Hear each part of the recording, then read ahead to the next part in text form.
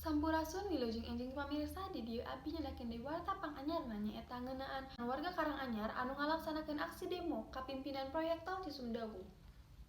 Kajadian mimitina nyaeta aya salah sahiji warga anu ngalapor ka RT RW satempat ngeunaan jalan Karanganyar anu beuki dieu beuki tos teu tiasa dianggo.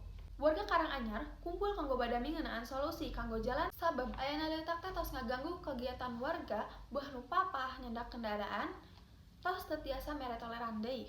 Ti proyek tol Cisumdawu teh seueur mobil truk nu bulak-balik nyandakan keusik. Keusik-keusik anu murai pacampur sareng sayu hujan ditambah aspal anu balolong pikeun leutak beuki numpuk. Kusabab warga ngarasa dirugikeun, warga satuju kanggo ngalaksanakeun aksi demo ka pimpinan proyek tol Cisumdawu. Karena saatos demo di jembatan tol Cisumdawu, Pak Adi salaku pimpinan proyek tol Cisumdawu nyuwunkeun hapunten ka warga anu ngarasa dirugikeun sareng Pak Adi nyanggupan kanggo ngalereskeun deui jalan Karanganyar sangkan alus deui. Atoh warga narima perjanjian ti Pak Adi eta. Sakitu wae berita anu tiasa abdi nepikeun. Hatur nuhun.